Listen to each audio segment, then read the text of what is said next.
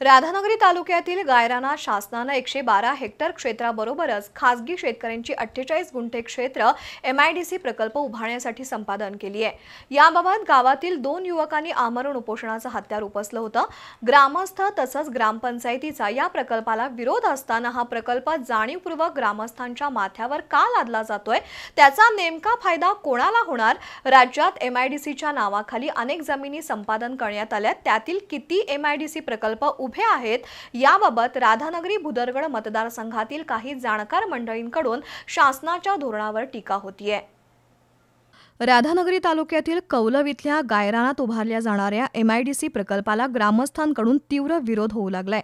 याबाबत माजी आमदार केपी पाटील यांनी शासनाच्या धोरणाबद्दल नाराजी व्यक्त केली आहे। या गावामध्ये दुधाचा धंदा फार मोठ्या प्रमाणात चालतोय, जनावरांचा चाऱ्याचा प्रश्न आहे आणि या सगळ्या प्रश्नांची बगल देऊन लोकभावना लक्षात न घेता सरकारने ही जी पावलं उचललेली आहे ती गंभीर स्वरूपाची आहे।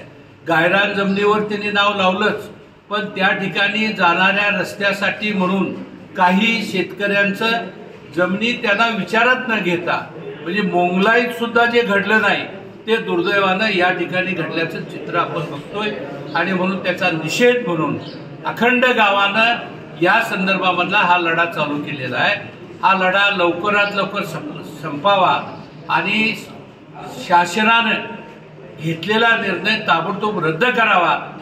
या जमिनी हडप करण्याची जी भूमिका सरकारची आहे ती अतिशय चूक आहे। या एमआयडीसी किंवा औद्योगिक क्षेत्र निवडताना त्या ठिकाणी रेल्वेची सोय पाहिजे, त्या ठिकाणी विमानाची सोय पाहिजे, त्या ठिकाणी कनेक्टिव्हिटी पाहिजे, अशा कुठल्याही सोयी या ठिकाणी नाही। आणि या विभागातला कच्चा माल त्या ठिकाणी प्रक्रिया करायचा अशी काय अवस्था नाही।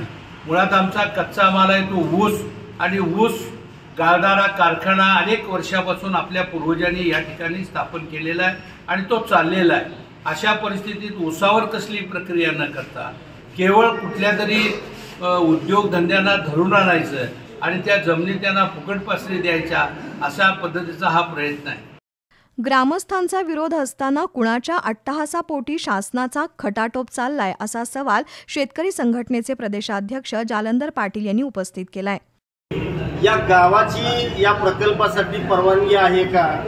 गावानं जर एक मोठी परवानगी दिली असेल तर एमआयडीसीच्या प्रकल्पाला काही आमची हरकत नाही, पण एका बाजूला शक्तीपीठाच्या महामार्गाखाली तुम्ही या परिसरातल्या जमिनी हडप करताय, एमआयडीसीच्या नावाखाली सरकारी जमिनी हडप करण्याची एक सूत्रबद्ध प्रक्रिया महाराष्ट्र शासन करते की काय?